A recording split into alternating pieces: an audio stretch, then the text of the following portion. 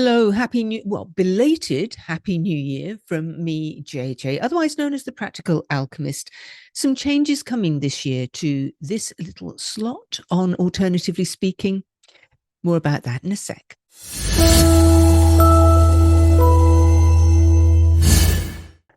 I'm going to make some changes to this little slot in the days to come. It's going to be much more commentary about what's going on in the world, as well as thoughts about things which crop up in our lives.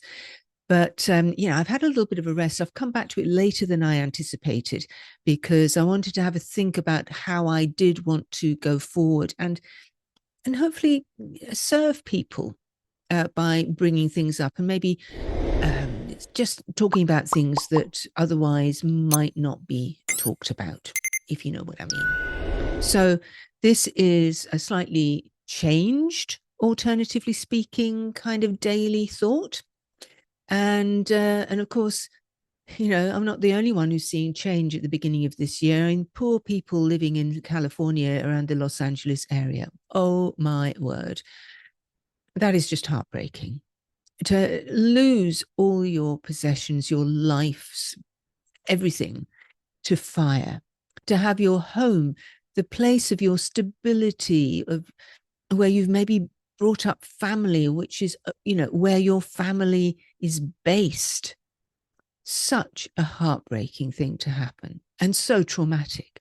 I can't even begin to understand quite how traumatic that is. Even if you think, well, possessions don't really mean anything. If you're not ready for it, if you're not ready to let go and that just suddenly gets taken from you, oh my God, that's a hard one. And just the devastation to life is appalling.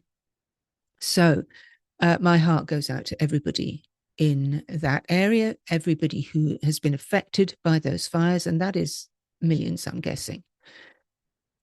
Really, I wish you swift recovery from the trauma that will bring, and everything else that brings with it, the hardship,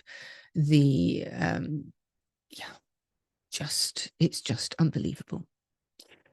But what I do also want to say, as far as that's concerned, how did that happen? Where were the fire breaks? Where was the water? Where were all the ways that this might have been avoided? I think it's time that we all had a look at our governing bodies and the officials that run things for us.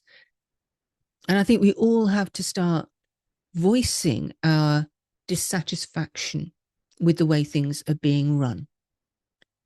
Our structures of, the ways that we run our countries are all crumbling.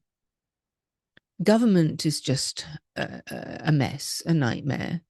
The way countries are governed doesn't help the people in them. So what do? I think we have to start voicing our dissatisfaction.